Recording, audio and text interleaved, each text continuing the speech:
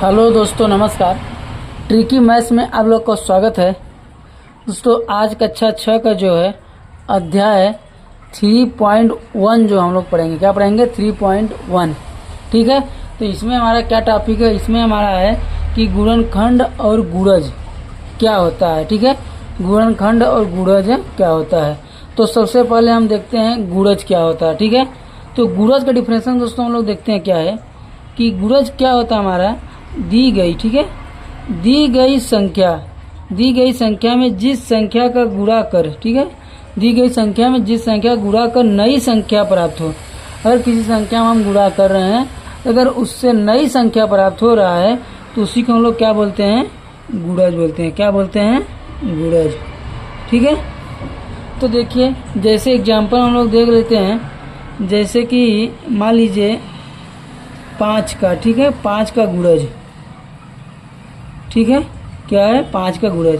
तो 5 जैसे क्या हो जाएगा, 5 × 5, 5 दूनी 10, 5 तिहाई 15, 5 चौक 20, 5 बचे 25, 5 छक 30, 5 सते 35, 5 अट्ठे 40।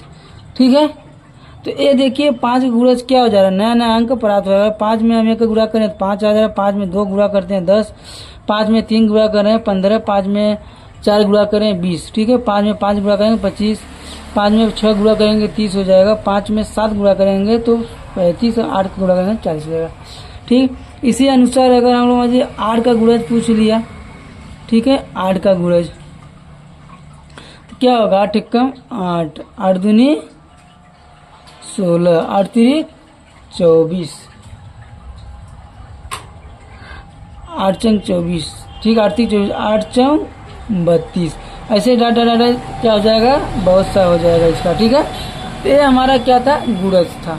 ठीक है, फिर अब गुणनखंड देखते हैं। क्या गुणनखंड, अगर जो लोग हमारे चैनल पर नए होंगे तो हमारे चैनल सबसे पहले आप लोग सब्सक्राइब कर लीजिए। ठीक है, ताकि जो भी हम वीडियो आप लोग को अपलोड करें वो आप लोग के पास आसानी से पहुंच सके। ठीक है, अब देखिए गुणनखंड करा। गुणनखंड की परिभाषा क्या हो गई कि दी गई संख्या, ठीक है, दी गई संख्या में जिस संख्या से भाग लग सके उसे हम लोग गुणनखंड कहते हैं।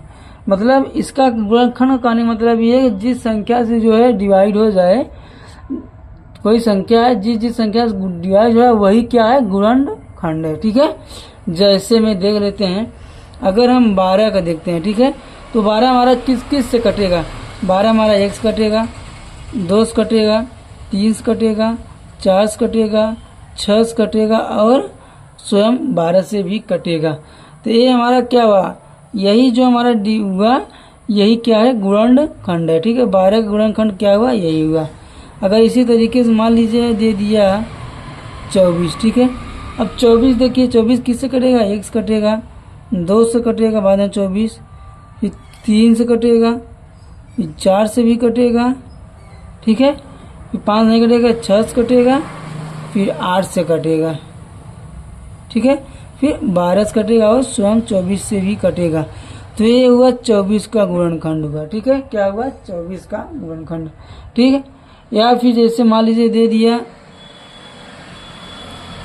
9 का गुणनखंड। ठीक है, तो 9 किससे कटेगा, 1 से कटेगा, फिर 3 से कटेगा और फिर 9 से स्वयं से कटेगा। तो एक क्या था, गुणनखंड था।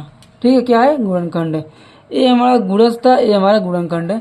दोनों में बस अंतर इतना है कि गुणज जो होता है इसमें क्या है कि जब भी कोई गुणज करेंगे किसी संख्या का तो नया नया संख्या का प्राप्त हो रहा तो वही क्या है, गुणज है।